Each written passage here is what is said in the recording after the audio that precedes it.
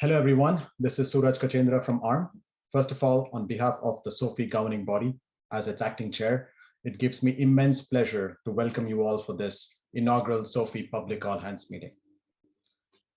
On September 15th last year, we at ARM, together with the rest of the governing body partners, launched SOAFEE Initiative and the Special Interest Group. Today, over the next 90 minutes, we hope to give you all a detailed view specifically on the automotive compute architecture trends, what exactly SOAFEE is, how far have we come in building structure for this SIG, some thoughts from our governing body members, what are our immediate plans and how we plan on working with other initiatives in the industry, and finally, how can you participate and benefit from all the innovation we hope to drive. Next slide, Robin. So before we get started, a bit of housekeeping. The webinar is being recorded and will be available on SOAFEE.io website. All attendees will be muted during the webinar. We aim to cover all the presentation material we have in about 60 minutes and have dedicated 30 minutes for Q&A. So please submit your questions during the presentation itself using the Q&A function on your Zoom screen, and we will make sure that we answer them live.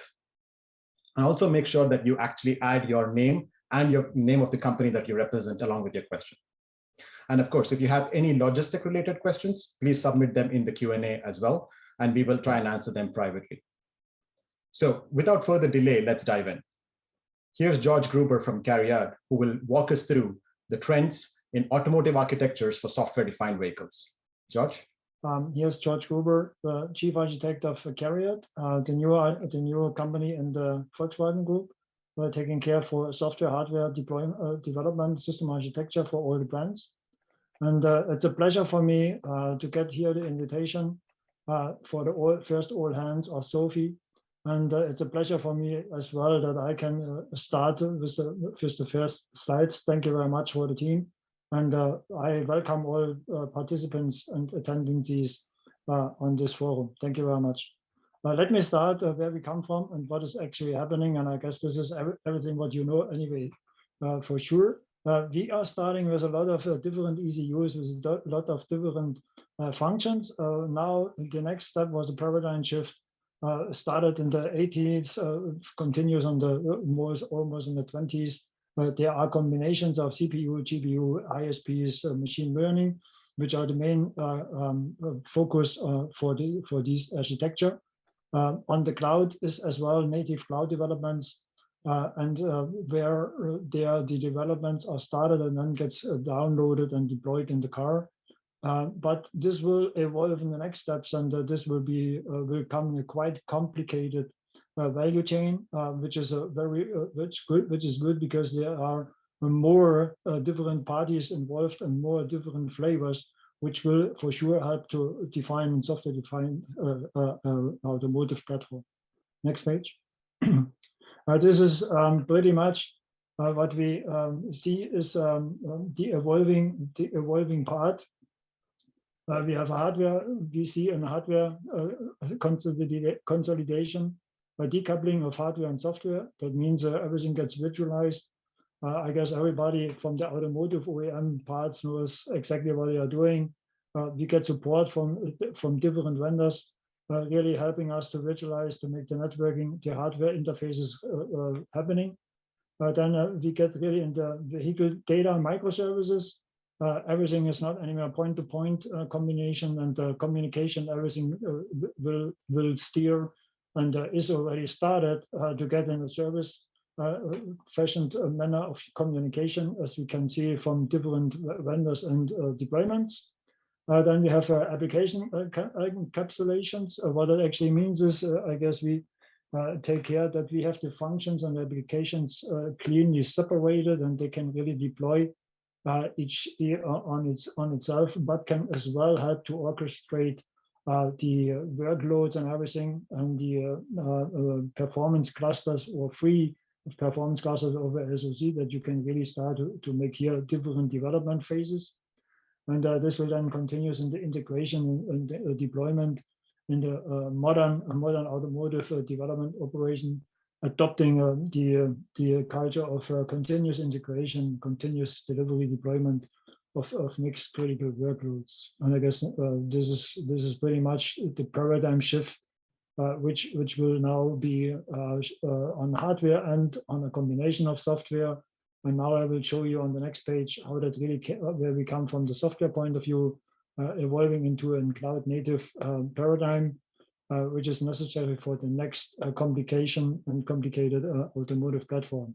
We started, and I guess everybody knows that maybe some of us are still suffering on this. We have the typical way in hardware, then we build there not at all, not and everywhere, but hypervisor. Then there's the OS and our real-time OS, and our functions and everything is really in monolithic block, which is very hard to maintain, which is very hard to deploy and to add further functions.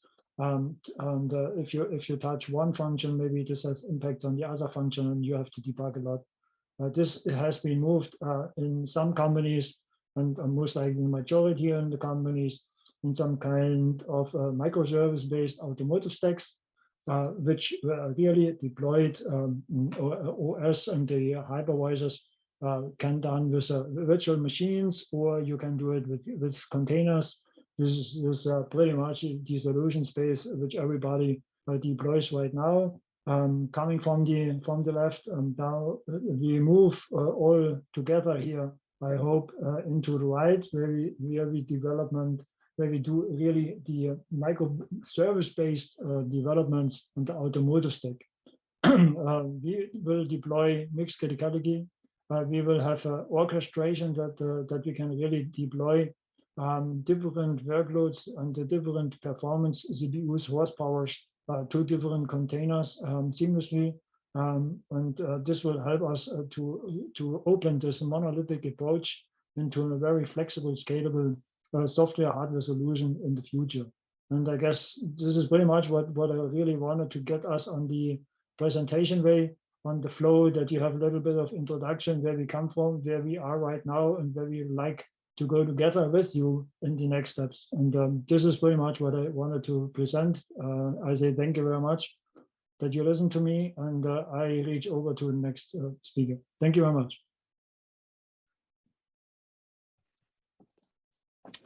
Thanks, George. Can you hear me okay, Robert? Okay, so in this session, we will go into what SOAFEE is, and we will be I'll be joined by Stefano Marzani from AWS. So quick introduction from my side. My name is Girish Rasud. I look after the software technology strategy and software solution architecture for automotive and IoT line of business in ARM. And Stefano is the worldwide tech lead for the autonomous driving in AWS. So before we get started, I think what we wanted to do is sort of see what the vision is from a SOAFEE 6 standpoint, from a developer's perspective. So Robert, can you go to the next slide? Okay, so what we did is we took a snippet from a paper that we just published on how we see the sort of the vision we want to enable. So I'm just going to read it out pretty quickly. So 2025, Judith is a software engineer at a major automotive supplier. She's working from home to address the feedback from a customer on a automotive automatic cruise control function. Working from home now is more prevalent than any. And she works in a cloud space, accessing a huge set of data related to their problematic behavior and utilizing this to adopt the control algorithm. So she uses her software in the loop test bench with a vehicle simulator to evaluate all based in the cloud and validate the new performance, then marks her package for deploy. At the same time, Mark, thousands of miles across from a different continent, working in a design company, is making final touches to the UI. Software localized for a new region, and it needs to be launched in a vehicle going to be launched next week. So he makes the modification in the cloud panel provided by the OEM, running a massive parallel test suite leveraging the virtual agents. On passing this, he marks the new UI package as ready for deployment, And then Kay, a DevOps validation engineer, is working at the OEM's headquarters. He sees the two software packages and runs the final hardware in the loop test to fully validate, certify the content to be deployed for the entire production vehicle fleet in the upcoming weekly release. So great vision. This is what we want to achieve. This is the type of developer experience that we want to achieve through SOAFEE. So with that being the case, let's go into now understand what SOAFEE is.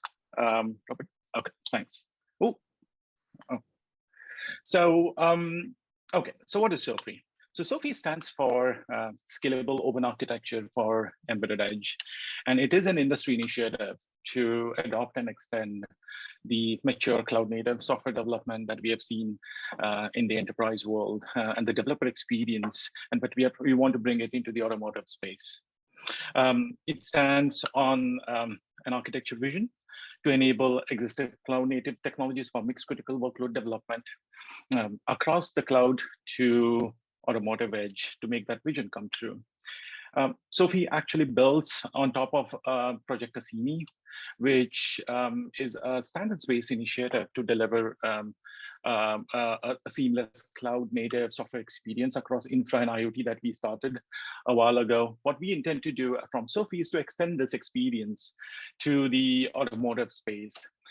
So that we have, because from automotive standpoint, we have unique workload requirements around safety and real time, and that is why we need to extend that the infrastructure to enable that workload. Now, the scope of SOAFEE is for us to adopt and extend existing standards, upstream projects to bring this architecture vision into reality, and also create an open source reference implementation so that we can see the open and the commercial ecosystem. It is one thing creating architecture specs, but we need to have a physical implementation of it so that we can see the ecosystem. Now, for this architecture vision, which we'll go into the details in the next slide or so, this is a complex problem. Anybody who has been in the automotive space knows that it's a unique segment with some with safety and real-time constraints, and it cannot be solved by one company. It's an ecosystem of partners that needs to come across the value chain to deliver this. And this is exactly where SOAFEE has, one of the key components of SOAFEE is the SIG, the special interest group that we are all in here, to bring these key players across the vertical stack to enable this vision.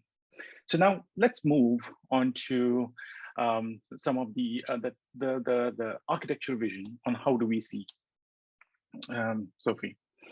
So from SOAFEE's standpoint, it would have been evident by now is that automotive software developer is the key persona for us. They are in the driving seat, and the efficiencies that we can bring to improve their time to develop a feature, deploy it into the production will directly impact the biz bottom line.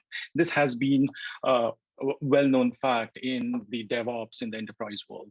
Now the intent is how can we bring these advantages into the automotive space, and it's not going to be an easy road.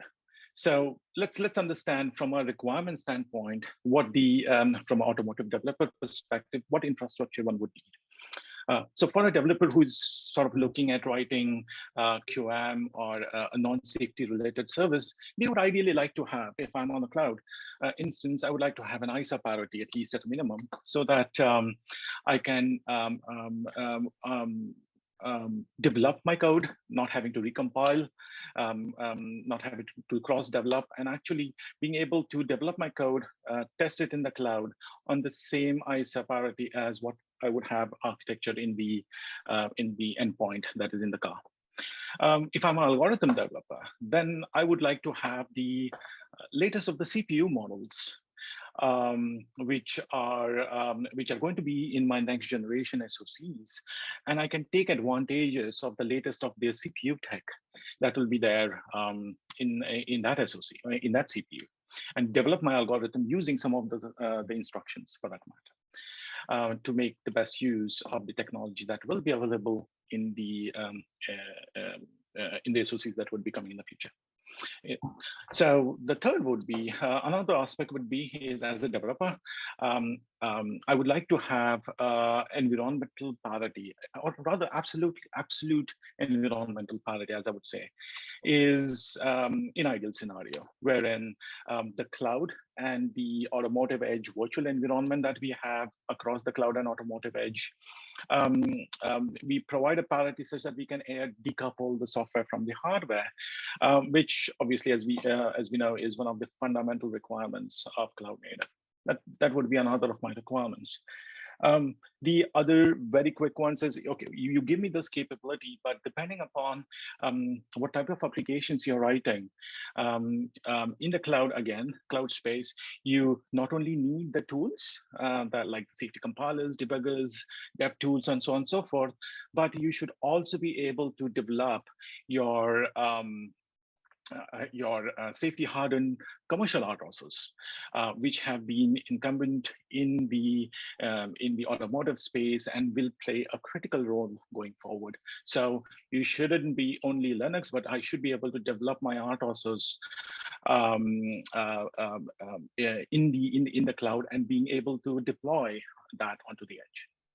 Last but not the least, so if I'm still in the cloud and I'm able to do my the entire software development in there, but the next critical component is the mixed criticality aware orchestrator. Now, this is where ideally you would want to deploy that particular service based on the spatial and temporal requirement of the compute components in the car or in the edge. So for this thing, all these things to happen, there are a number of gaps and complexities that we need to work through. For example, the problems that I think we need to solve to bring this architecture vision into reality is we need to define a common language between the cloud native orchestrators and the edge components that are running inside the car to express the real time and the safety constraints. We need container runtimes for that matter, which is able to safely deliver the microservices and so on and so forth. I should even be able to use this infrastructure for delivering RTOSs. So a lot of these technologies are not there today. We need to build it. So to summarize, I mean, these are just a gist of the problem space that we are talking about in SOAFEE. For some, we have a path. For some, we need to still create that path. And this is exactly why we need the SIG for. All this is great. This is a long journey, as you would have seen by now, or grasped by now. But the good news is we have already started taking small steps, the first steps, getting away from slideware and creating and delivering actual tech that we can start working with. And to talk more about these steps, let me hand over to Stefano Marzani, who will take you through the SOAFEE journey that we have had till date, and the ecosystem that we want to create through SOAFEE. So thanks a lot for this opportunity. And Stefano, you can take it from here. Thanks, Girish. Hello, everybody, and welcome even on my side. So yeah, as Girish said, here we already presented the first step, let's say, in the SOAFEE journey, where we created this architecture for last year, Dev Summit, ARM Dev Summit in October. And here we wanted to represent two of the values that Girish explained in his high-level architecture. First, that we can run in cloud automotive software natively. And here we did it, for example, running an embedded system like Yocto Linux, and we run it in our AMIs, Amazon Machine Images, that are the templates we use to launch operating system and libraries on top of our servers in the cloud. And the second objective was really to create containers and software in general in the cloud that doesn't need any kind of transformation when deployed at the embedded edge. And here we achieved it. So let's go through this architecture very quick. So here we have on the left side our developers. that needs to work on a perception module, YOLO, a very common object detector out there from the AutoWare.Octo stack, the version that we use specifically. The developers work in cloud, and they have a build pipeline that is building the YOLO source code in a container, in an ARM64 container. The container is then registered and stored and listed in the Amazon Elastic Container Registry. And then this container is really launched inside these instances that, as you can see, have an extended stack. It's an unusual stack, honestly, that runs in the cloud, that you see that on the right. So on top of our Graviton instances, and Graviton instances are the computers that we have in cloud that are based on ARM Neoverse cores. And they are ARM64 architecture, essentially. So on top of these ARM Neoverse cores, we run an embedded operating system, Yocto Linux, EWO, that is the first reference implementation of SOAFEE from ARM officially, and then the system under test, that is our detector. And we just spinned it up in potentially 100,000 because we are in the cloud, so we can leverage elasticity, cloud scalability, and really stress test this object detector, right? But please note a very important thing, that is, we are not just, in fact, testing the detector itself, but the whole stack for the first time, from the operating system up. And if you are, for example, in an ROS2 scenario where you have multiple modules that exchange information, maybe through DDS, all this system can be replicated in the cloud and deeply tested in there, really performing V&V at a scale that was not achievable before. And when we tested everything in cloud, so through AWS Batch, we launch thousands of instances, we read images from S3, and we feed these images in detector, we validate it. When we are ready, we just take that container and we deploy it in the embedded edge. So, and we did it on the AVA developer platform that has been launched by ARM and is based on the same Neoverse and one cores. And we did it as an exercise on another system-ready ARM CPU that is a Raspberry Pi 4 that has even a different Cortex-A core, right? But the stack is the same, Yocto Linux, EWO, and then the bit exact same container that we run in the cloud. And that's a big advancement for the sector, because it really means that we can create this software content, as Girish was suggesting, with parity in all this environment and run them with parity on ARM64 architecture. And this is the big advantage of what we do. But let's look a little bit, what does that mean in terms of ecosystem? Robert, if you can go to the next slide, please. So we really think that if you think about it, we can establish an SDV ecosystem based on these new paradigms. So you have your OEMs or tier ones, or in general companies working and creating software for the automotive space that using these templates, right? These what we call AMI in Amazon, right? So templates that go on top of ARM architecture or servers in general. You can really, the OEM can create their own AMI as a reference and just give access, distribute this AMI to ecosystem partners. And these ecosystem partners will develop their software with parity since the beginning, right? So they can conduct what we call soft hill testing in cloud with a native property and be sure that most part, they don't need to cross compile. They don't need to develop on a machine that has heterogeneous, architecture, and then test there, and then recompile for another architecture, and then test again on the embedded target. It's something very typical in the sector right now. They can just develop in the cloud with native property, return back the container or the binary. The OEM will go and just do hardware in the loop operation testing, and then decide to deploy to the vehicles as we presented, and Girish presented the nice vision that we presented at the beginning of this presentation. And this, again, as Girish was suggesting, it's a long journey because there are many technologies that we need to work on. But if you go to the next slide, Robert, we see that we are doing steps with a very nice cadence. And so we started, SOAFEE has been launched on September 15. With some code, so EWO available there as a reference implementation, a hardware that is available both as an evaluation kit, and sooner, hopefully, we'll have a version that can be onboarded inside cars. And then in October, we had this awesome workshop And by the way, this workshop is available in the workshop section of the AWS website, and you can try it yourself if you want. And then we had a very nice collaboration with the Autoware Foundation, because the Autoware Foundation, you know, is the foundation that promotes the Autoware stack, that is a very well-known and diffused autonomous driving stack. And there we really had the first, let's say, Open AD Kit initiative. That is the first the initiative to create the first microservice-based autonomy stack. And that's important because if you think about an autonomous stack where you have perception, you have planning control, you have sensor fusion, you have really those, you can think them as microservices. And that's an architecture that perfectly fits with the objectives of SOAFEE in terms of, as we say, breaking up the automotive monolith, so the big software that nowadays is deployed inside vehicles, and creating this microservice cloud-native architecture for the vehicle themselves.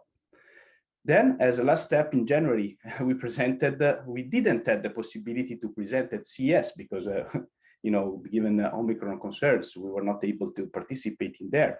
But we prepared a very nice demo that we will make available very soon, and that addresses, by the way, one of the questions that are in the Q&A section here in this webinar. We created the first heterogeneous compute parity, meaning we presented and we created an architecture that have parity with CPU as well as with the GPU.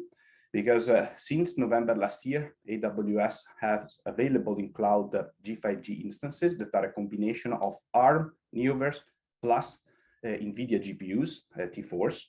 And we had in the AVA platform at the booth, that we were not able to go, but at the booth, an AVA platform with an RTX 5000 that is the, let's say, architecturally similar version of the GPU that we have in the cloud. And there we were running the same exact YOLO container with the GPU support, with parity in both places. So the same container running the GPU container with GPU support in cloud on G5G, and then the same container running on the AVA with GPU at the very edge. So those are the steps, and you can see we have quite a nice cadence, and we really hope that we can accelerate even more now that the technical working group hopefully will kick off and even increase their activities. So lots more exciting things to come, and we really hope that you can be part of this journey and we can all work together. Thank you very much.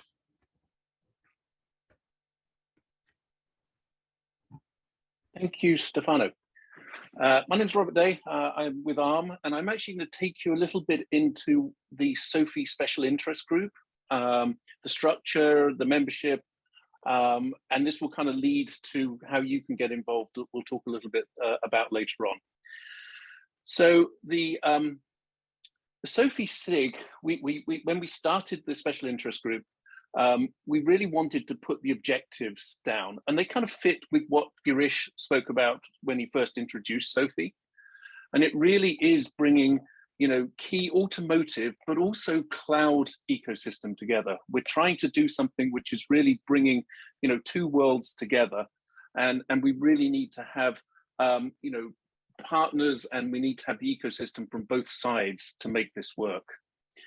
We also want to do this using standards. We don't want to reinvent things. So what we're really looking to do is to look for standards that are used in cloud native or in automotive, and basically align with them and see how, or if we need to change them to kind of make this vision of this mixed criticality cloud native infrastructure.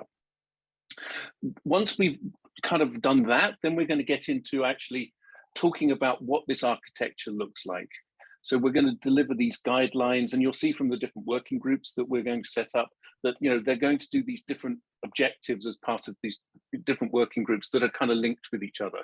So we're going to deliver this reference architecture. We're going to look at what the functionality we need to bring in and when we're going to bring it in. And that's all part of, you know, what we are doing as a special interest group. And as Girish said, you know, a last part to this is we want to deliver an open source reference implementation. We want to have something that people can start using. And as Stefano just showed, it's already out there. We've already started this journey. We've already started putting some of these reference software implementations out there. The goal, however, is not just to have this open source implementation. We want to bring commercial software companies into the SOAFEE initiative, so that you can actually get, you know, true commercial software in this framework too for deployment. And the last thing, which is actually going to be interesting, and Daniel from Bosch is going to cover this in a little while, is looking at other ecosystem alliances that we want to kind of work with. So again, we don't want to do everything. We want to work with existing standards. We want to work with the existing alliances to make this a reality. So I wanted to just introduce the governing body. You will actually hear from each of the governing body members after this part of the presentation. But as you can see, when we formed the governing body for the SOAFEE Special Interest Group, we actually wanted to have people that come from the automotive world, so OEMs and tier ones. We wanted to have people that come from the cloud world, like, you know, AWS. And then we wanted to have people with software experience and software technologies. So SUSE, you know, with the orchestration side of things, and the operating system, and Red Hat with their OS knowledge. We believe this is the best way for us starting this special interest group to really be able to get our objectives nailed down. So one of the first things we've done as a governing body is we've actually put together a kind of structure for the SOAFEE Special Interest Group. As you can see, you've got the governing body, and then underneath the governing body, we have two steering committees. We have a technical steering committee, and we also have a marketing steering committee. So part of the goal of the SOAFEE initiative is obviously to produce things, which is what the TSC and the working groups are going to do, but it's also to make sure the entire automotive and cloud native ecosystem gets involved, and that's what a lot of what the marketing steering committee is doing, and that's, you know, this all hands has been part of that. So what you can see is we have 4 working groups that we are talking about forming right now. And you'll see on the next slide exactly how we're going to do that. These are not set in stone. As we start working towards the objectives of the SOAFEE initiative, we might find we need new or different working groups, but these are the ones we can see initially that will actually meet these initial objectives. And you can see we have something called cloud native development. That's the working group that's going to look at the standards. They're going to say, okay, what standards are out there for cloud native development, and what do we need to do to bring them into the automotive world? We also have a cloud native deployment. That's going to look about how we bring these workloads from the cloud to the edges, looking at orchestration and things like that. And then we have a cloud native tooling part, which is really looking at the tools that will be needed, as well as things like virtual execution environments, which will be in the cloud. And then finally, we have an implementation working group, which is the ecosystem reference. That's what's going to deliver this open source reference implementation. Also, the group is going to bring in the commercial software vendors so that they can see how they can fit into that framework too. So looking forward, so the governing body is formed. We're now going into the phase of getting the roadmap put together and getting the working groups put in place in order to execute on that roadmap. And to that end, we're actually having a workshop. The technical steering committee is having a workshop in February. It's going to be a 2 half-day virtual event, and the objectives are really to align on what our short-term strategic objectives are, and then the milestones and the roadmap around that, and then define the structure of the work groups. So what I would say to anybody, and we'll reiterate this a bit later on, anybody that wants to get involved with SOAFEE, this workshop is going to be a very valuable thing to attend, because it will really go into more detail than we're able to do today on what we're trying to do with SOAFEE and how we think we're going to achieve it, and then how can you get involved to help that. We'll actually put a registration link on the SOAFEE.io website in the next couple of weeks. We'll also send out an email to all the people that attended this as well, letting them know when that's gone live. We're tentatively planning it for the 3rd week of February. But as I say, we have to get that in, get that sealed so that we can actually put the registration out. The other thing we're doing towards the end of the first half of 2022 is actually having another SOAFEE virtual event. And this is really to do a progress report on our releases, our milestones, our working groups. We're going to have demos of SOAFEE. And as Girish said, and Stefano, this is all about us delivering things. And so we want to have a roadmap that's quite aggressive, but we want to also then report on how we're doing and show off what we've done. And this is where we'll also get into different use cases, different application use cases, and potentially proof of concepts that people will start doing around SOAFEE, a bit like with the OpenAD kit that Stefano talked about. So with that, I want to hand over now to each of the governing body members, and just to give a short kind of introduction as to why SOAFEE is important to them.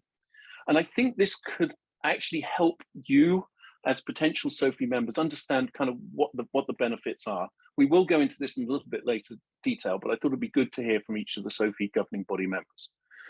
So with that, I'm going to hand over to the first governing body member. We are in alphabetical order, which happens to be ARM. And I'm going to hand over to Matt Spencer, who is one of the representatives from ARM on the governing body. So, hi guys, hopefully you can all hear me. My name is Matt Spencer. I'm a principal software architect in ARM's Automotive and IoT business line. And I have to say that we are delighted to be joining the SOAFEE SIG. Through SOAFEE, we will be working with leading industry partners to help solve the increasing software complexity problems the industry is facing in its transformation towards software-defined vehicles.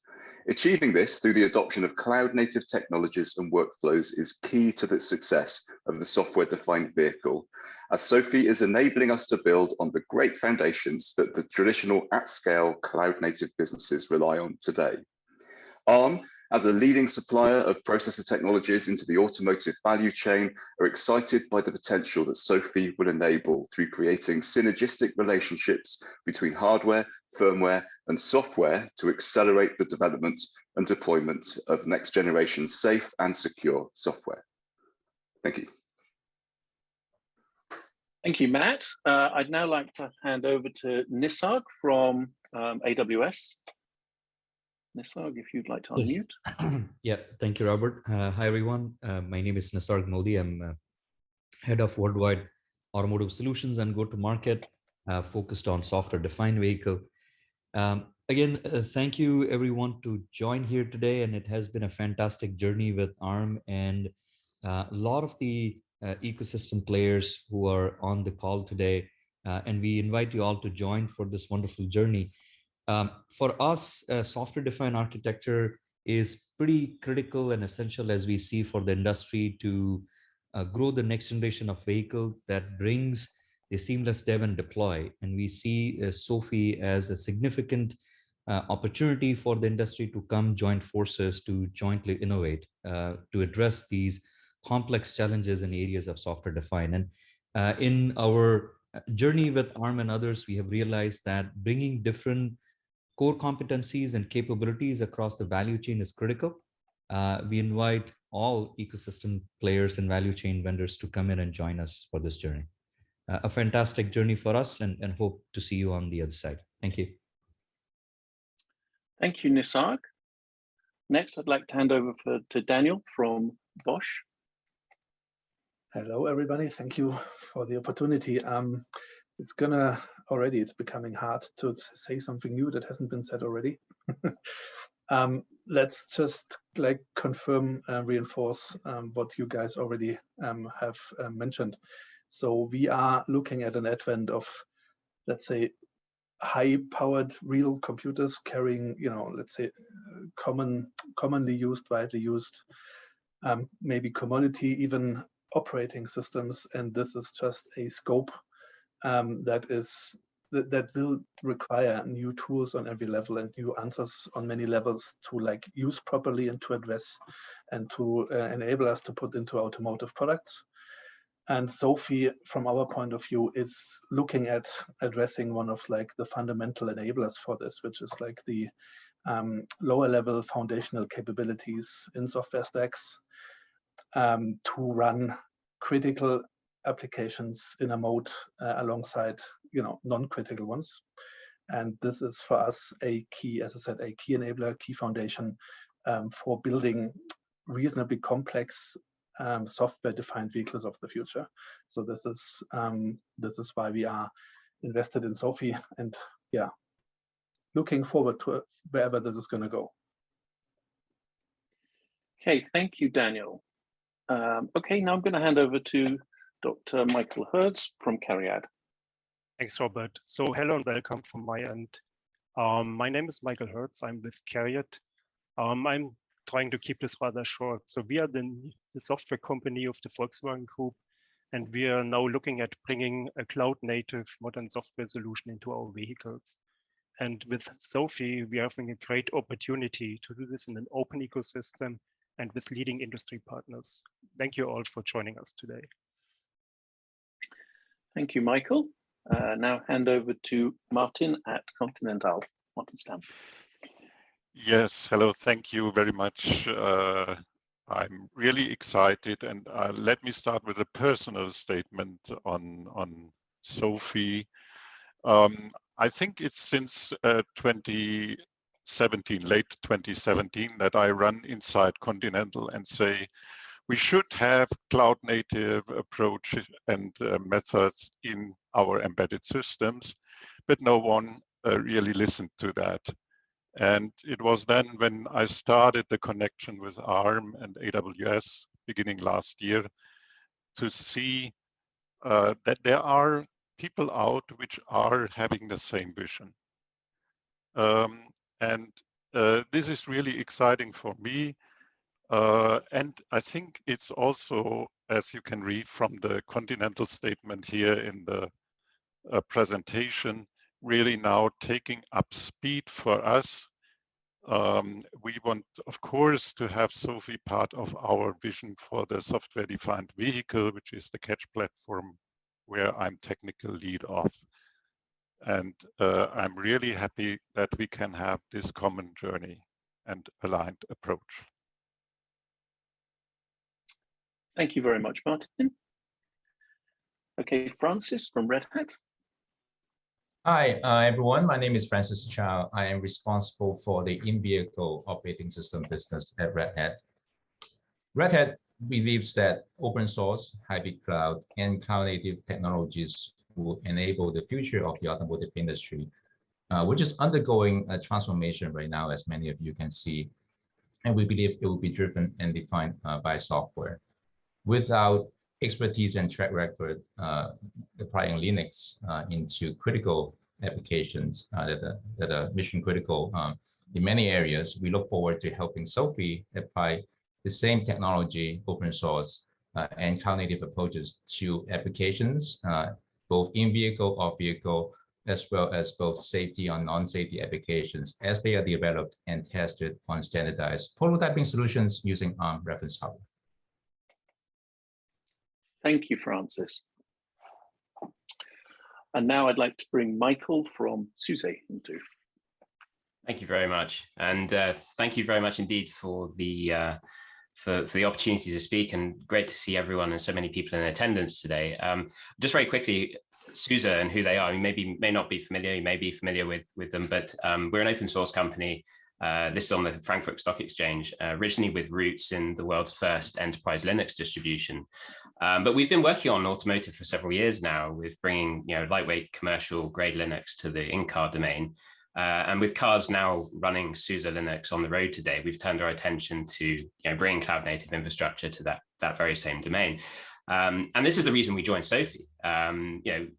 We're by nature a company that is open and ecosystem driven, and we recognize to be able to achieve that agility that we're all looking for in being able to deploy, secure, run, and manage new workloads for the car. Collaboration is essential, and we believe our 30-year experience tells us in the data center and cloud domains that container management will be a good foundation for managing modern car workloads. And as we're excited to be part of the SOAFEE working groups who are exploring container management today, leveraging Rancher K3S, SUSE Rancher K3S as a foundation, we're very much looking forward to continue to explore, together ways of bringing new experiences and services to the automotive domain. Thank you very much indeed. Thank you so much, Michael. And last alphabetically, Woven Planet. I'd like to hand over to Thomas. Thank you, Robert.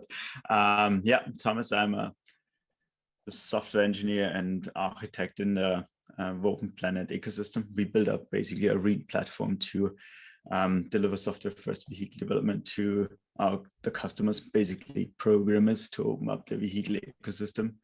And a lot of things have been said already about SOAFEE, and it's a really good initiative to bring together this cloud-native platform and the vehicle ecosystem. And I think one thing is being overseen a lot, which is we have a lot of barriers between software development across our industry. And I think, as Robert already said, we have a lot of viewpoints here. So a lot of great colleagues here in this room to show all the different viewpoints, to break down those barriers to the future, that we basically can vertically integrate better into our vehicle stack. So it reaches from all the tier 1 to tier N up to the OEM. So this has a big potential for us to actually break down those software development processes, which actually increases at the end the safety we also want to keep up for all our vehicles. So this has a lot of potential for us. Thank you. Thank you very much, Thomas. Okay, so as we said earlier, this was really all about both the automotive and the cloud ecosystem working together with this initiative. And so one of the things we thought we'd do is to show some of the other initiatives that we believe we should be working closely with. And so Daniel from Bosch is going to take you into a little bit more about who else the SOAFEE initiative will be partnering with. Thank you, Robert. All right. Looking at like where we are with SOAFEE, or also generally in this industry under that headline of software-defined vehicles, actually recently that reminded me of something, because also we've got kids in that age now. Do you guys and girls, do you remember that time when you kind of went from primary school to whatever the next one was called, you know, when you were that first day with the new class in that room, you know, and some people you might have known, some other kids, but most probably not. And then everybody's kind of, you know, eyeballing everybody else, you know, what are they doing? What are they going to be up to? You know, are they going to be like the bullies? Are they going to be good? How will this play out? You know, that kind of feeling. And I believe that is kind of similar to what we have going on right now in that open source space, where there's a lot of new kids. SOAFEE is one of them. Another one is the Eclipse Foundation STV working group that is also right now, you know, in finalizing its inception, if you will. Then there's a couple of, let's say, kids that have been around longer or that have known each other for a bit longer. We have, for example, the Covisa, formerly known as Genevieve guys, with a bunch of quite successful, you know, and lively projects that are going on. We do have a lot of other similar communities, you know, for example, the automotive community in the Linux Foundation, that's Automotive Grade Linux, and a couple of other things like ELISA that are going to be like more interesting and more directly relevant going forward to hopefully what we do, also because of SOAFEE, hopefully. And, you know, you can read the boxes and the names yourself, but let's just say that there's a lot of things that have been going on in the past, and right now it feels like there's kind of a renaissance, or, you know, a start of actually really getting going in that space, and that does include a couple of new kids, as I said. SOAFEE is one of them. The Eclipse Foundation is also kind of gearing up to that end, and we do have the other non-open source communities, for example, the AutoSAR guys, who are nonetheless also, you know, kind of looking at what's happening, looking at what people are talking about, and approaching us, let's say, or we are approaching them, or we are approaching each other, setting us up to, you know, see what can be made out of all of that, what can be made to happen, and how things might work together. But anyways, that's kind of that's just what I had to think about, looking at the inception sessions that we're having right now, looking at the first talks and the first exchanges with many of these groups. Now, looking at how all of that might fit together, I mean, we do not have the one answer, right? There is not going to be like one answer that will work on every dimension for every aspect, that will tie all of these in the different and individual pieces together. However, what we have started to just play around with, and you can consider this to be something like a, discussion starter, strawman, etc., and that will have to be evolved from every direction, and based on whatever everybody who gets involved is like driving things towards. But this is kind of a starting point thought for how some of these things might fit together. And the way we depicted this is that the blue bits at the bottom and on the right hand side in this diagram, in this view, the blue bits, that's essentially foundational work, foundational capabilities for, let's get back to that headline, for example, for running mixed criticality applications on silicon that supports that. And this is something that is in the mission statement of SOAFEE, let's say. So in a sense, for that kind of view or relationship, we can consider SOAFEE to be looking at a lot of very foundational capabilities in an IT stack that give us access to things that we want to build on. If we consider, creating automotive products and the higher layers of a stack. And then this is kind of, a plug, let's say, because being Bosch, some of you have heard or read that we are right now in parallel and together with SOAFEE kicking off that SDV initiative in the Eclipse Foundation space. So I took the liberty together with Girish to put that on top of SOAFEE in this diagram here. And this is not to disparage any of the other things that I didn't put on here, but we've got to start somewhere. And so the way we see this right now is that while SOAFEE is looking at these foundational capabilities, and as has been mentioned, SOAFEE is also looking at providing reference implementations for these, the higher layers of a SDV stack is something that we in the Eclipse context are looking to create, build, deploy, also create reference implementations and distros for, etc. So this is kind of the core vertical, if you will, that might grow here, and that might then be the foundation for, or like the starting point or the upstream for solution builders. For example, solution builders are going to be OEs that use that kind of stack. Solution builders can be obviously tier ones that use that stack to create products or solutions for their customers, and so on and so forth. And it is going to be, it's getting very busy trying to find one representation which kind of encompasses every aspect, every kind of standard, every kind of component, every kind of technology.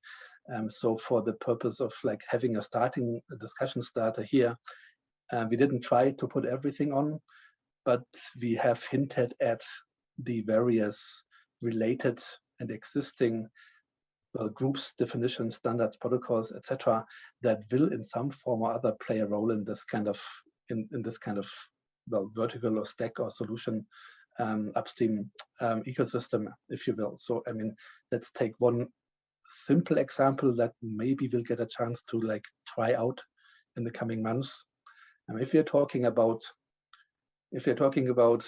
deploying and managing containerized workloads, or let's say just workloads onto a variety of runtimes that exist in a car.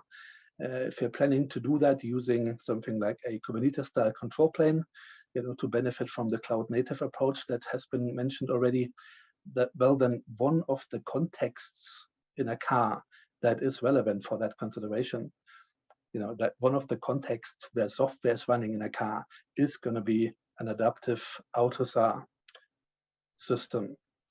And so one of the discussions that we can have, and one of the examples for the kind of links that we might have, is, well, maybe then we can have a chat with the AUTOSAR guys, you know, whether we from an open source community point of view would be allowed to use parts of their API specifications that they've done, for example, around the update and configuration management component, to build an open source adapter, open source thing that interacts with that interface.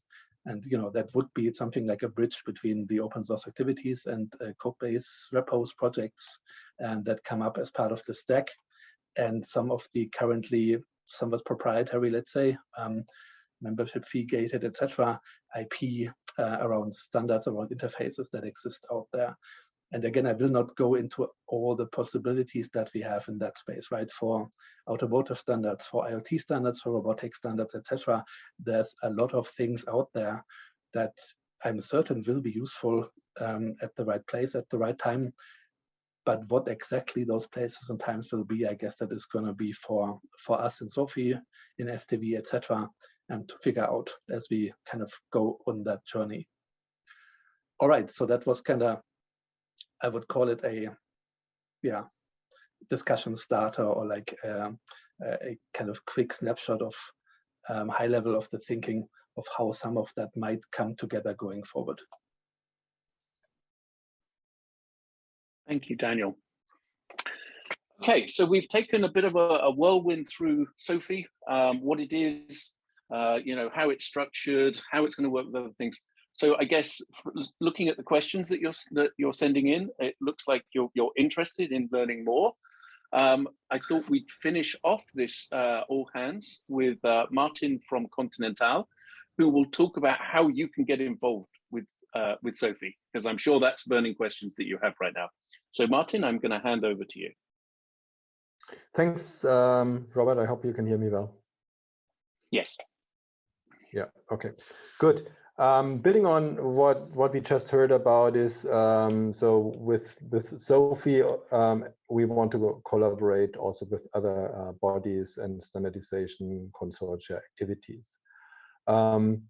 Nevertheless, we also reach out to all of you, and that's why we have this public all hands meeting today, to invite companies to contribute. So looking at the automotive value chain, from car manufacturers to the suppliers, the whole value chain, because that's where we ultimately want to see the products leveraging the SOAFEE technology being rolled out in the car. The companies, both the hardware and the software product companies and service companies, we will apply a lot of technology out of the cloud domain to the vehicle. So we think you can a lot influence, provide your expertise, innovation, how to best leverage cloud native technology in the SOAFEE context. And lastly, also the academia and individual developers. So we're also looking forward to have you contribute and innovate around this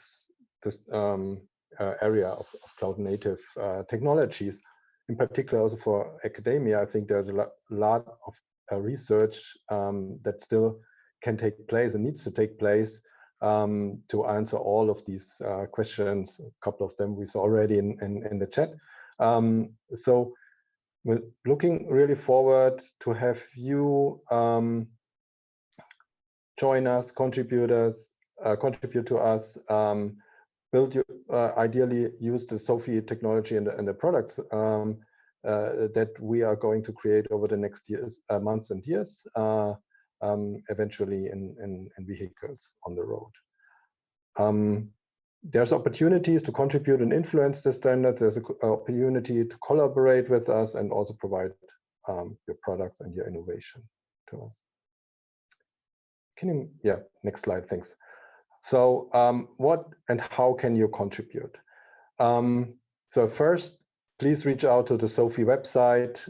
If you haven't done, read the documents. Also, there's a blog there, and get familiarize yourself with the technology in the background. As mentioned, we will have the TSC, the Technical Steering Committee workshop in February, and the SOAFEE virtual event in Q2. As soon as we have the date fixed, we will share that. And already as today, we have a platform to collaborate. It's a Slack channel. The link is here. We will distribute it with the material. As said, we're going to provide a SOAFEE reference implementation, and that's something that you will be able to download and implement in your system to see what SOAFEE can accomplish and how you can use it.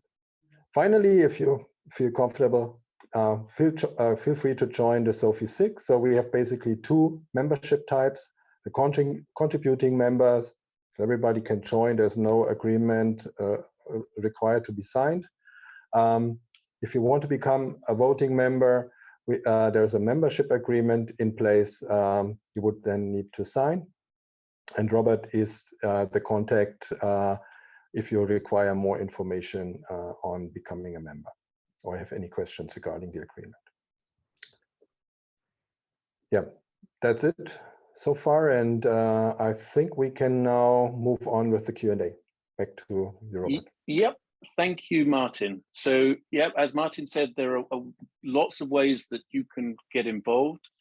Feel free to contact me if you're interested in becoming a member, but also I will point you back to that technical steering committee workshop that we're happening. I think that's going to be a really good event for understanding more on how you can get involved. Okay, so we're now going to go to Q&A. You've been very busy asking very good questions.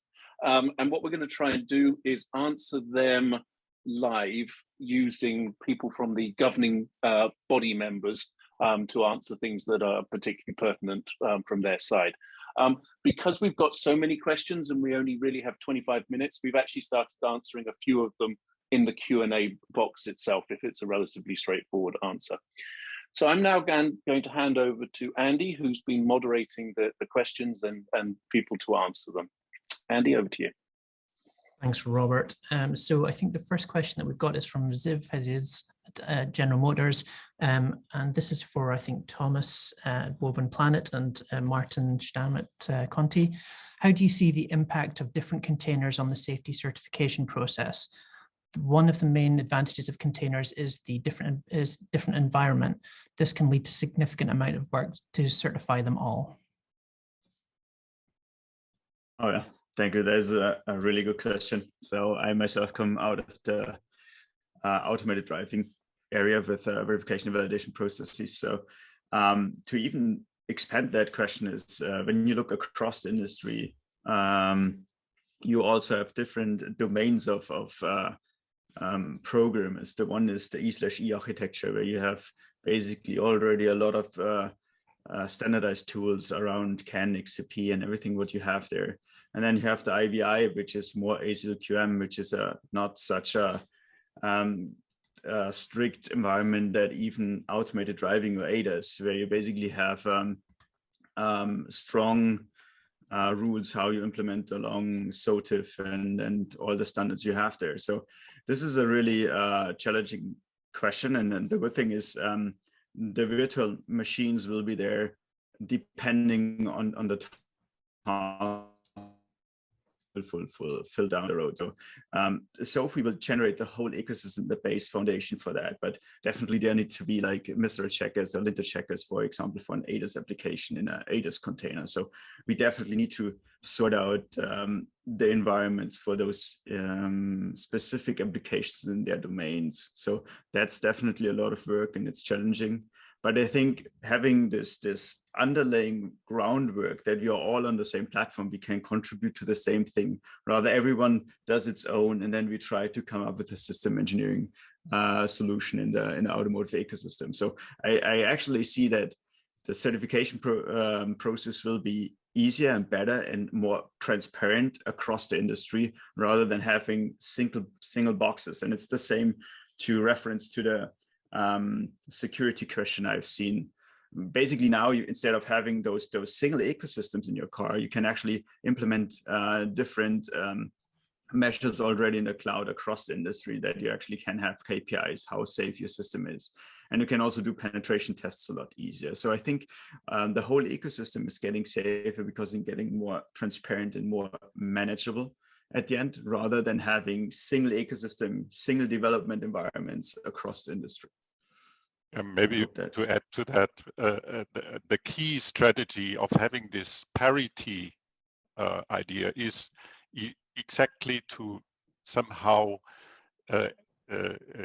downsize a bit the number of variations you can have. We are really aiming for having not too many different environments. We are aiming to be able to use the timing constraints also as well in the cloud as in the target systems to get exactly this solved, that we can take the results which we achieve in the cloud and be safe, that we can really have the same behavior in the targets. And of course, the approaches which we do by this extended mixed critical safety orchestrator are exactly going into that direction, so that we have identical behavior in cloud and on the embedded side.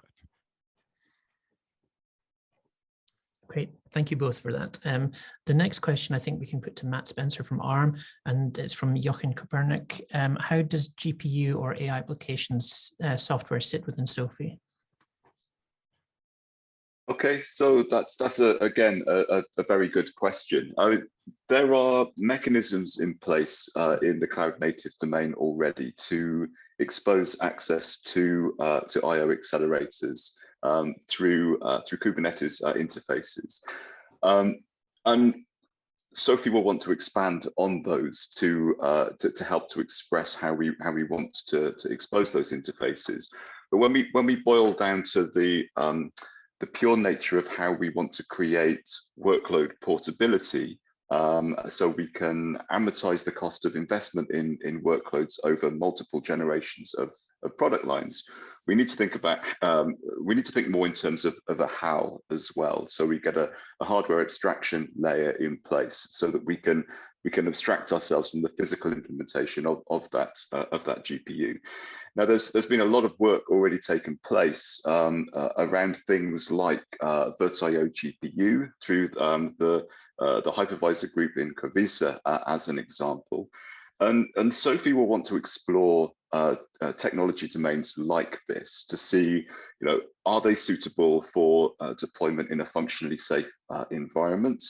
And if not, what are the gaps? Are there things that we can do as an organization, as a special interest group to work upstream with those standards bodies to make them aware of the additional needs around functional safety so that we can solve those problems? The other thing is that there will be gaps in the implementation as well, not just around functional safety, but around availability of devices. So as an automotive domain, we have specific I/O devices that aren't necessarily in other domains. I mean, you've mentioned NPU there, but there would be things like CAN bus and other I/O devices as well. We'd want to work on standardizing those interfaces as well through the upstream. So we don't have all the answers today, I think is the answer that we'd give. But as we come together through SOAFEE, we will be able to work together to fill the gaps and to implement those standards upstream, so that third parties can then produce their commercial OS implementations of the open reference platform EWAL that's already been mentioned that SOAFEE is delivering. Great, thank you, Matt. The next question would be for Girish, I think from ARM, and Alan from SUSE. Most edge devices have special acceleration engines and MCUs for low latency and low power. Do you consider only using applications running on purely high performance cores only? If not, how does that fit with using containers? Perfect. Yeah, let me take that one. So from a containerization perspective and orchestration viewpoint, the primary focus is certainly around the high performance compute that is Cortex-A's, and possibly even Cortex-R's. But when it comes to the microcontrollers, we are exploring the possibility of using the same deployment framework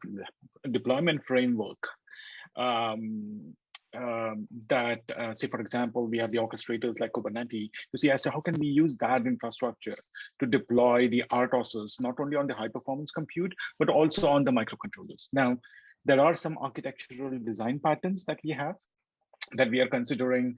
Still early days. These are the sort of the conversations that we need to have in the SOAFEE SIG on discussing these architectural design patterns, look at the suitability of it, and then possibly enable it as part of it. So at this point in time, the thought is that we will have mostly monolithic applications in these resource-constrained microcontrollers when it comes to and not actually have a container runtime in those execution environments, but we are looking at using the orchestration framework, at least when it comes to the deployment of those images. Alan, do you want to add anything? No, you're good. Thank you. Okay, great. Thank you. The next question, I think, for Martin Stamm at Conti. May I ask, does your effort go in the direction of creating a reference architecture, and does it relate to AUTOSAR in some way? Well, I think, yes, we are for sure creating a reference architecture and a reference implementation. AUTOSAR is somehow something which we might more take as a variation of middleware, like having ROS or Apex AI as an option, which we consider. So as was shown in the slides already, there will be some links into the AUTOSAR community, but I think it is not really the focus of what we are trying to achieve with the SOAFEE itself. Okay, great, thank you. I think one now for Robert Day from ARM, from Rahul Mehra. Have you considered ecosystem alliance with similar goals, in particular the RDK and Purple Foundation / OpenWRT, both of which have cloud native OCI containers and development of containerized apps and services for deployment onto digital TV, STBs and smart routers? Yeah, this is a really interesting question, especially as it kind of goes outside of the automotive domain. So one of the things with SOAFEE is it's not specific to any particular application within automotive, but it's also not specific to automotive. It's a framework that can be used in any sort of software-defined applications. And so we see, ultimately this will probably go into industrial and other areas. And I think as it does, that's where we will look at the particular, organizations and standards and alliances within those particular application segments. A bit like Daniel showed with all of the different people in the automotive world, the AUTOSARs and AutoWares and things like that. I think that's what we'll do as SOAFEE grows into more application segments. Great, thank you, Robert. The next question from Dinesh. As per the SOAFEE roadmap, when can consumers see the first commercial car with the SOAFEE architecture launched in the market? Maybe we could ask George Gruber from CARIAD for his opinion on that. I think George had to leave, actually, Andy. Okay. But Michael might be able to answer. But actually, I think we are both on, but well, I'm sorry. Actually, this is not a technical question, right? So it's more a market availability question. And the short answer is maybe in 2025. Actually, it's a number of economical considerations as well. And I think for the vehicle side, I think the vehicles can be ready in 2025, maybe earlier. But the question is, when will the whole system be functioning? I mean, the infrastructure being in place and having sufficient network availability on the streets, such that the whole system works in the end. So I'm sorry, but it's really a tough question, and I'm not prepared to say to give you a real number. So again, I think the vehicles can be ready soon. So it's more like a software deployment question, and hardware ready. I mean, computer hardware in the vehicle ready question. Just to add to that, this is Nisarg. Just to add to Michael, I think the question goes straight to the vehicle, but one of the objectives that we have with SOAFEE is to also simplify the life of a developer as you go through the test and validation and development, right? So everything around SOAFEE is not about when it is going to be available inside the vehicle, but it's all about that developer hat that a lot of us are wearing inside our companies and how to make that simplified. So I think the deployment of SOAFEE framework can be seen much earlier than the deployment that is dependent on the vehicle lifecycle. And I think I will leave there. And that's why we are reaching out to the entire ecosystem to see how we can accelerate. But there is definitely a part of architecture that stays independent of the vehicle launch itself. Yeah, maybe I'll just add one more, just to reiterate the point that Nisarg made here, right? I think one of the fundamental motivation for us here is to try and solve the technology problems, right? And you know, look at the technical problems within the whole cloud native jargon and the mixed criticality and all of the aspects, and ensure that those problems are solved in a broad scheme of things. Now, they're you know, our software partners here or in the community as a whole can pick up those problems that have been solved and then have their own implementation. So, you know, as what Nisarg said, there can be parts of the SOAFEE goodness that will be enabled as part of different ecosystem enablement activity much sooner than the actual, you know, full-fledged stack itself. So, you know.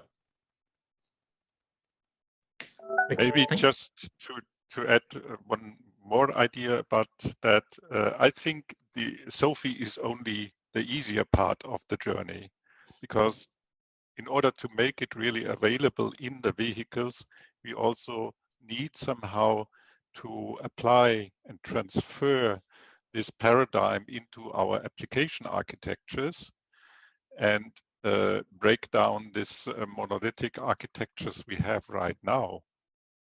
And I think that is maybe something we need to consider as well. Okay, thank you all for that. The next question I think can go to Daniel from Bosch. This is from Marcus. What tools are intended to be used for the CI/CD stack? Are there conventional build tools like Jenkins involved? What is used for orchestration? Is this Kubernetes? Thank you for that question. I will give you an answer that will not be complete, and that will also be kind of, you know, cross-related or cross-relevant, thinking about that Eclipse SDV context. And anybody who wants to jump in, please do. My view is that answer has at least that question has at least two kinds of answers. The first one is looking back at what was said, you know, that kind of cloud native headline and that context that we want to be in. I would guess that we will probably pick the, like, you know, de facto established big platform build infrastructure contexts, let's say GitHub, GitLab, for, you know, hosting or creating the components, the, you know, whatever, the build chain components, templates, etc., that might be relevant, and probably offer them there to make it as easy and as quick as possible to get up and running. So I would guess that this would be the starting point for whatever the build tool elements might be that we'll have. Second part of that answer is, though, that, I mean, at the end of the day, SOAFEE is supposed to be an open source project or community, which means that, you know, if there's something that works somewhere, for example, GitHub, then if somebody comes along and says, you know, this is nice, I like that, but I would like to run it as a Jenkins plugin, you know, well, then that person or that organization is welcomed, and we would be perfectly happy to get that as a contribution, you know, packaging or whatever, creating the appropriate deployment versions to run in whatever context that somebody thinks is relevant.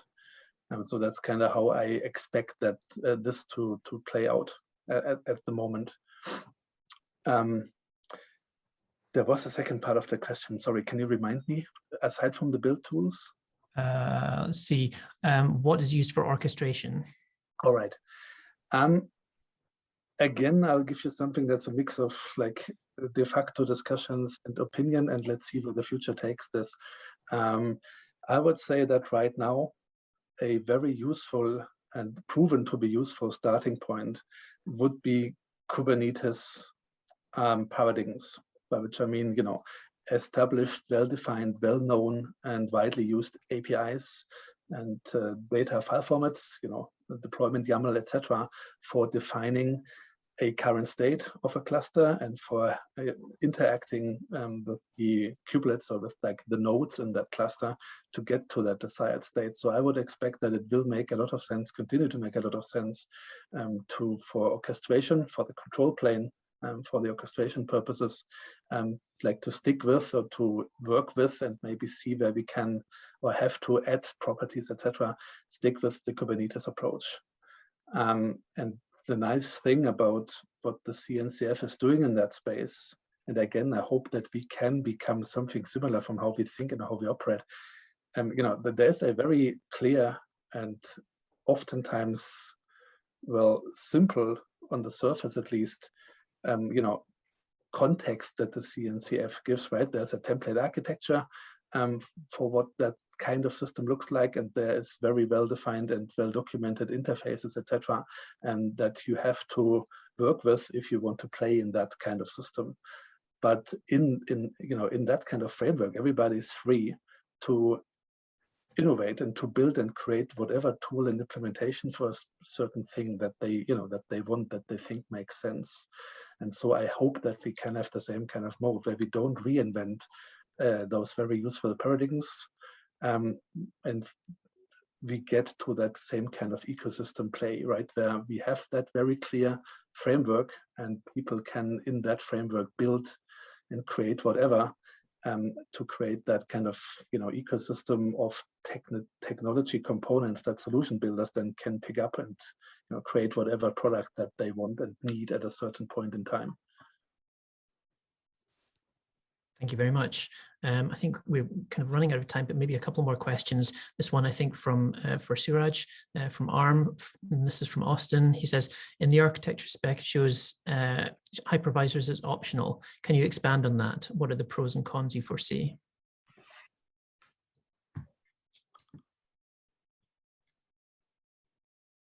Sorry, can you repeat the question? I couldn't hear you properly. Oh, sorry, apologies. It said in the architecture spec, it shows hypervisors as optional. Can you expand on that? What are the pros and cons you foresee? Hang on, I can't. Okay, Girish, can you take that? I'll come in. Sorry, I can take that if you like, Suraj. Yeah, so the hypervisor, from a SOAFEE perspective and from an ARM architecture perspective, the hypervisor gives us a really interesting control point for implementing freedom from interference requirements. So when we think about the interaction between the orchestrator and the hypervisor, we can start to express some of these real-time and safety requirements through to low-level IP to get it implemented at that level. So that's why we have a hypervisor in scope from day one. But we are very aware that that not all of the commercial solutions mandate use of a hypervisor in order to achieve their safety goals. So we don't think a hypervisor needs to be a mandatory part of a commercial offering.